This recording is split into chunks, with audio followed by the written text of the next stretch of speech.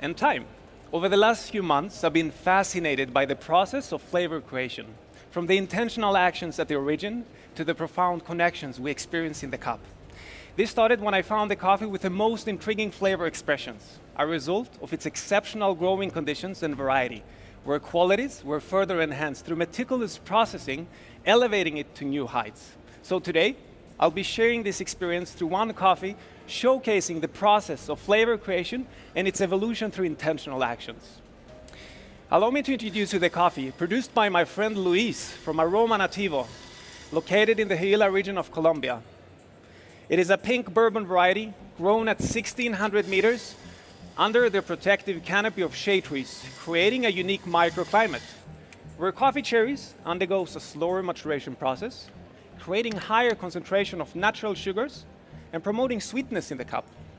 But what's special here is that these shade trees not only provide shade, but also supply nitrogen to the coffee tree roots, boosting the nutrient absorption and lays a strong foundation for flavor creation.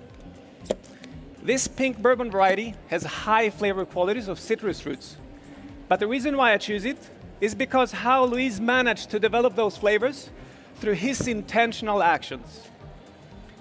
To emphasize the interplay between variety, terroir, and fermentation, Luis extracted native bacteria from the farm and cultivated it in the lab.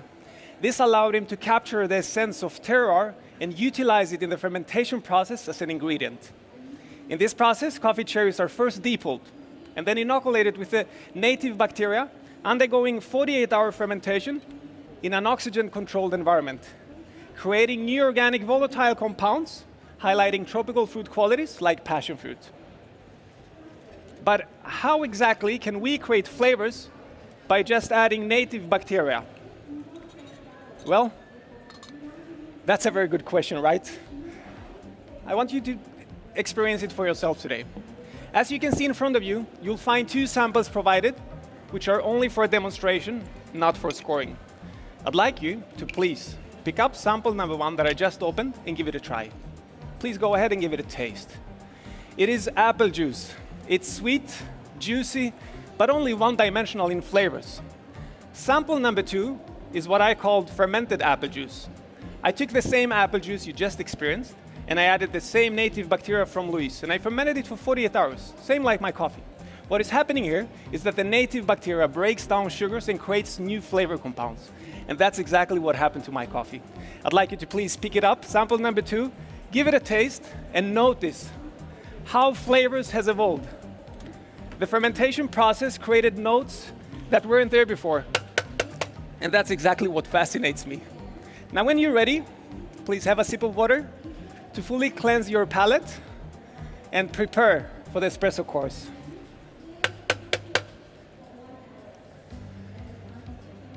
So the fermentation process created notes to my coffee that weren't there before, but also had the effect of creating a softer green bean, which required a special roasting approach. Utilizing halogen capabilities from Stronghold, 20 days ago, we fully developed that coffee beans from inside out with higher energy at the beginning, unlocking higher flavor complexities for you today. Now, this roasting approach led to a more soluble coffee, which requires kind of a special brewing approach. I'm starting by dosing with 20 grams in, 40 grams out at 93 degrees. This will give you a medium body for weight. And as you noticed, I distributed the coffee evenly with needles combing the coffee, promoting a uniform extraction. And to enhance this, I'm utilizing rapid chilling technique, extracting all the frozen swirls, preserving all those beautiful aromatic volatile compounds Luis worked so hard for. And through this technique, you're able to clearly taste that passion fruit note, and additionally, it creates a memorable tactile experience with a silky mouthfeel. And if you're ready, I'll give you some flavor notes. You will find passion fruit, pineapple, lemongrass, with an aftertaste of grapefruit. You will find medium sweetness, medium to high citric acidity, a medium to low grapefruit bitterness, and a medium body with a silky mouthfeel. Now, as soon as I will be serving you, please evaluate that crema and then stir 4 times and enjoy this beautiful espresso that Luis worked so hard for, enabling us to savor this moment together. And I'll be right back with the milk course. Here you are. Enjoy.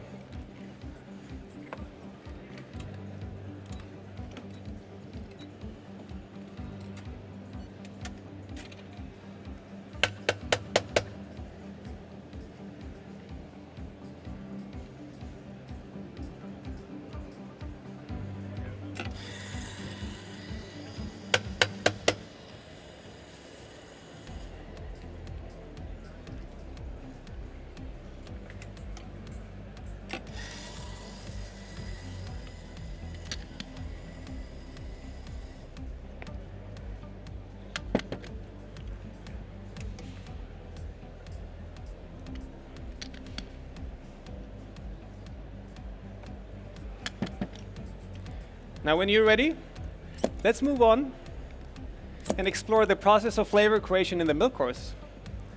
Now, something my milk and coffee has in common is that both have undergone a transformation in flavors when an ingredient was added. I'm using a commercial lactose-free milk today, and in this process, an enzyme called lactase is added to break down lactose into glucose and galactose, and are much more sweeter and smoother comparing to regular milk.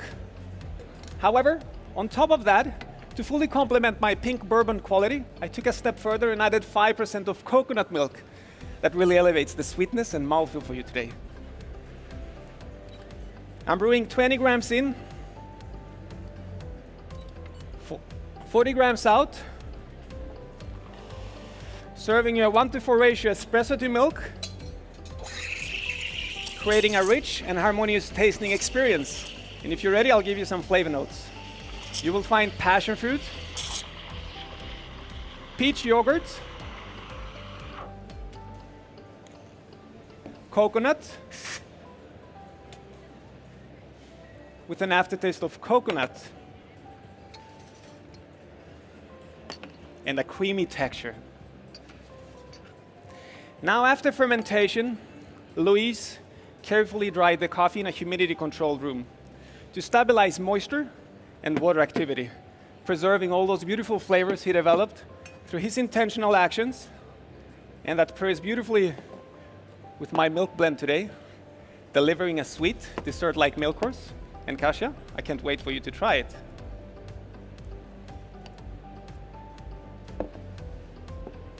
Please enjoy. So my milk blend was freeze distilled to 70%, intensifying flavors, sugars, and fats.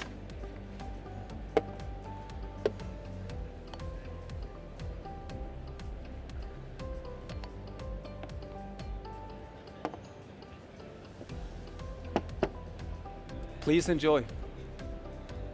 Stavros, my milk is steamed up to 60 degrees to break down those glucose and galactose, elevating the sweetness, and at the same time that I found out that this temperature provided the best taste experience. And please enjoy.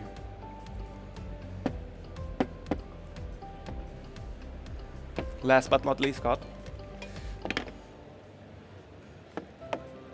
So the process of flavor creation required the right balance of ingredients, and the result today is the tastiest milk beverage I ever made. So please, please enjoy. And I'll be right back with the signature course.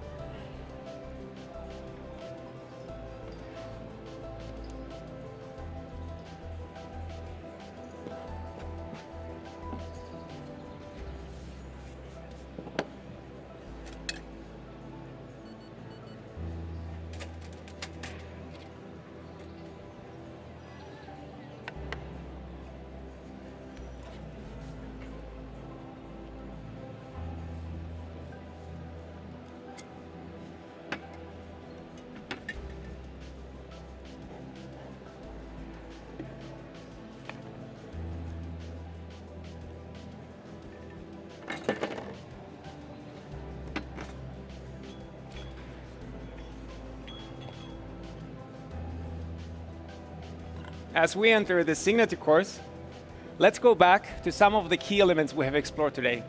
The process of flavor creation and the intentional actions that shape those intricate flavor compounds. But the thing is, to create a complete flavor experience, we need to balance acidity, sweetness, and mouthfeel. And that's exactly our intentional action in this signature course. Starting with my 2 double shots of espresso that I prepared in the beginning of my presentation with 20 grams in, 35 grams out, and let them to cool down in this hybrid chiller to open up flavors and develop a new citrus note of orange. Now let's complement these espressos with my first ingredient. Remember that demonstration, that fermented apple juice. Well, this will be our first ingredient today. What I did, I took 1 liter of apple juice and I added 0.5 grams of the same native bacteria from Louise, and I fermented it for 48 hours at low temperature in an oxygen-controlled environment. As you remember, the fermentation process created new notes that weren't there before and complements beautifully with my espresso. I'm adding 35 grams of this, which will create new notes of peach and mango. Next up, my milk. The same milk blend you experienced in the milk course. Now the glucose and galactose, along with a subtle touch of coconut milk, will act as a flavor carrier, contributing to sweetness and mouthfeel when I'm adding 10 grams of the milk blend.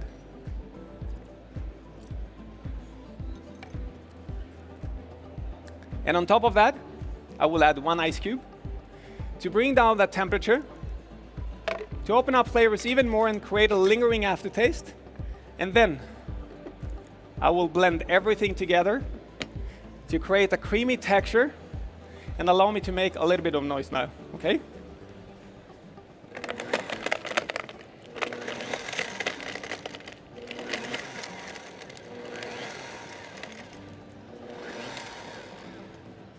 Sorry for the noise, but the signature course is ready to be served, and I can't wait for you to try it. So please, prepare and get ready to note down some flavor notes.